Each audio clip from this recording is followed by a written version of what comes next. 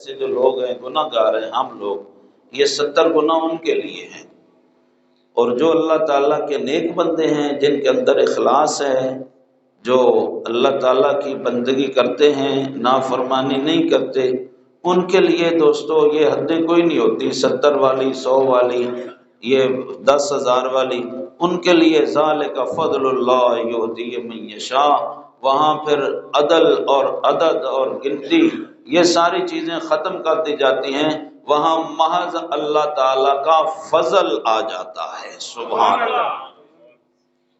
ہم لوگ چونکہ گناہ بھی کرتے ہیں، نیکی بھی کرتے ہیں، کبھی گناہ کر لیا کبھی، تو ہمارے لیے یہ انعام ہے کہ جو اس مقدس مہینے میں 1 فرض ادا کرے گا اسے 70 فرضوں کا ثواب ملے گا، یہ ہم جیسوں کے لیے ہے، اور جو اللہ کے نیک بندے ہیں وہاں اللہ تعالیٰ نے کوئی عدد نہیں رکھا، وہاں اس نے اپنا فضل وسیع تر رکھا ہوا ہے۔ سبحان اللہ۔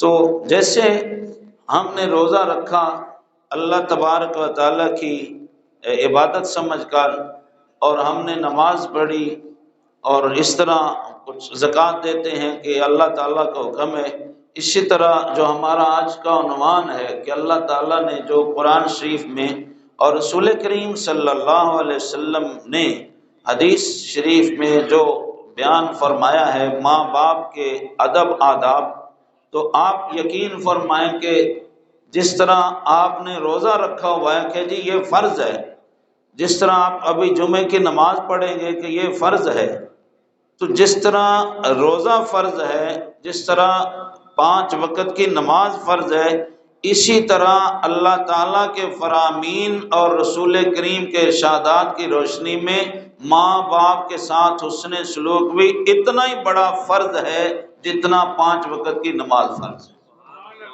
اس کا بھی اتنا اجر ہے، اور اس میں شک کی گنجائش نہیں۔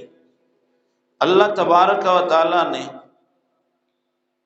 اس جوڑے کو، جسے ہم ماں باپ کا نام دیتے ہیں، والدین کا نام دیتے ہیں، قرآن شریف کی مختلف آیات میں ان کے مختلف فضائل بیان فرمائے، اور ہمارے آقا علیہ الصلاۃ والسلام نے ان دونوں کے بے شمار فضائل اور برکات اور ثمرات بیان فرمائے، لیکن ہمارے کچھ دوست صرف یک طرفہ کام چلاتے ہیں کہ ماں کی شان بیان کرتے ہیں اور باپ کی شان کا نام نہیں لیتے، اور ماں کی شان پر پھر داد بھی خوب ملتی ہے، نعرے بھی خوب لگتے ہیں، لوگ جیب بھی ڈھیلی کر دیتے ہیں، زبان بھی ڈھیلی کرتے ہیں، آنکھیں بھی ڈھیلی کر دیتے ہیں، لیکن نہ جانے والد بیچارے کا کیا قصور ہے کہ جس کی وجہ سے ہماری ماں کو یہ ساری شانیں اور عظمتیں ملی ہیں، اس کا ذکر کیوں نہیں کیا جاتا؟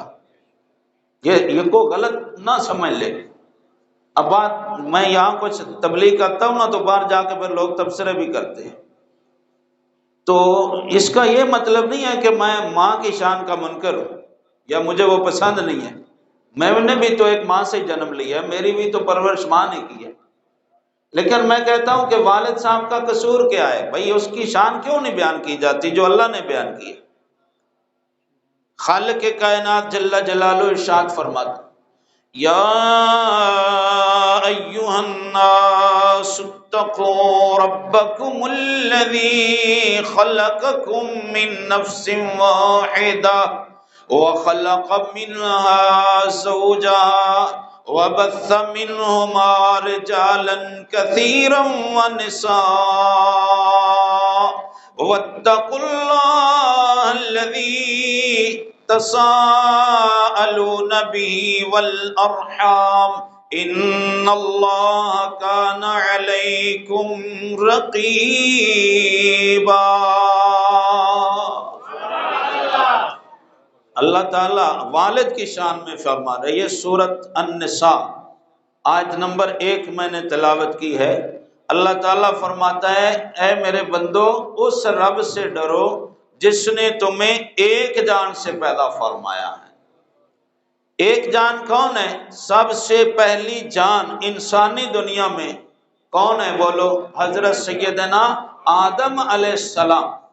تو آدم مرد ہے، آدم علیہ السلام اللہ تعالیٰ کے پہلے نبی ہیں، حضرت آدم علیہ السلام انسانی دنیا میں پہلے والد ہیں۔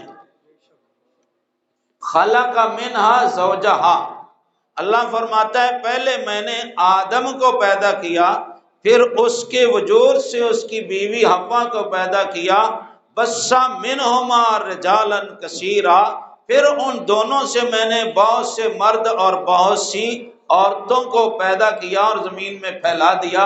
اس کا مطلب یہ ہوا کہ اللہ تبارک و تعالیٰ کی قدرت میں اور انسانی تخلیق کی ابتدا میں اللہ تعالیٰ نے سب سے پہلی جان، سب سے پہلا نفس، سب سے پہلا انسان جو ہمارے خالق نے پیدا کیا وہ ہے جسے مرد کہا جاتا ہے۔ اور مرد کی چار حالتیں ہیں، مرد باپ بھی ہوتا ہے، مرد بیٹا بھی ہوتا ہے، مرد بھائی بھی ہوتا ہے، مرد خامد بھی ہوتا ہے۔ یہاں جو اللہ تعالیٰ نے پیدا فرمایا، سب سے پہلا جو درجہ عطا کیا وہ خامد ہونے کا مرتبہ عطا فرمایا۔ قرآن شریف کی روشنی میں اہل علم میرے مجمع میں تشریف لاتے ہیں، مجھے خوشی ہوتی ہے، پڑھے لکھے دوست تشریف لاتے ہیں۔ یہاں چار حیثیتیں ہیں مرد کی دنیا میں، باپ ہوتا ہے، بھائی ہوتا ہے، بیٹا ہوتا ہے، شوہر ہوتا ہے۔ اس آیت مبارکہ میں جو سورۃ النساء کی میں نے پڑھی ہے آیت نمبر 1 میں، اگر اس پر آپ غور کریں تو اللہ تعالیٰ فرما کیا رہا ہے؟ فرماتا ہے خلق منہا زوجہا، اللہ نے اس آدم سے اس کی بیوی کو پیدا کیا، وَبَثَّ مِنْهُمَا رِجَالًا كَثِيرًا، پھر ان دونوں میں سے بڑے مرد اور بڑی عورتوں کو پیدا کیا۔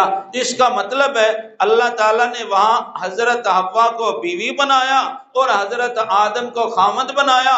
اور یہاں میں ایک فائدہ دے دوں صاحب روح البیان کا، وہ فرماتے ہیں کہ جب حضرت آدم علیہ السلام نے حضرت اماں حوا کو ہاتھ لگانا چاہا تو رب کی طرف سے ندا آئی، ٹھہر جاؤ، پہلے اس کا حق مہر ادا کرو۔ پوچھا اس کا مہر کیا ہے؟ خالق کائنات نے فرمایا تمہاری اولاد میں سب سے آخری نبی محمد الرسول اللہ صلی اللہ علیہ وسلم جلوہ گر ہوں گے۔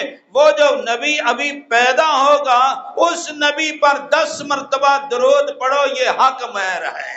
آپ ہم سے پوچھتے ہیں یہ اذان سے پہلے درود کیوں پڑھتے ہو؟ جمعے کے بعد کھڑے ہو کے درود کیوں پڑھتے ہو؟ فلاں موقع پر درود کیوں پڑھتے ہو؟ فلاں درود کیوں پڑھتے ہو؟ بھئی ہم تو پیداواری درود کی ہیں۔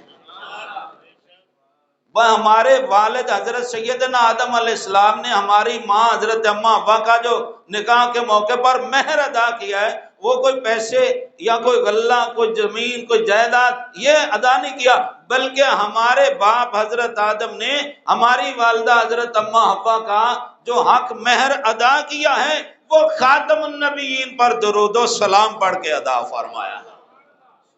تو ہم تو پیداواری درود شریف کی، تو ہماری تو گھٹی میں، ہماری فطرت میں، ہماری پیدائش میں درود شامل ہے۔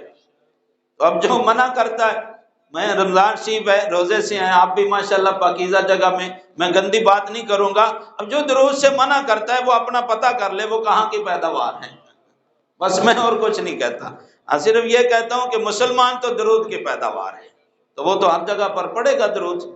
یہ آیت مبارکہ میں نے پیش کی ہے، اللہ تبارک و تعالی نے اپنی اس مخلوق انسانی میں، انسانی دنیا میں خالق کائنات نے جو مقام اول عطا فرمایا ہے وہ خامد کو عطا فرمایا ہے۔ ان کی وجہ سے پھر ہماری ماں حضرت اماں حوا کو پیدا کیا گیا، حضرت آدم کی وجہ سے ان کو وجود عطا فرمایا گیا، اور پھر نبیوں اور رسولوں کی یہ جو سلسلہ لڑی اللہ تبارک و تعالیٰ نے چلائی، یہ وجود آدم و وجود حوا علیہ السلام سے چلی۔ تو یہ فیضان کہاں سے ملا حضرت اماں حوا کو کہ وہ نبیوں کی ماں بنی ہیں، وہ رسولوں کی ماں بنی ہیں؟ یہ فیضان انہیں حضرت سیدنا آدم علیہ السلام کے وجود سے عطا فرمایا۔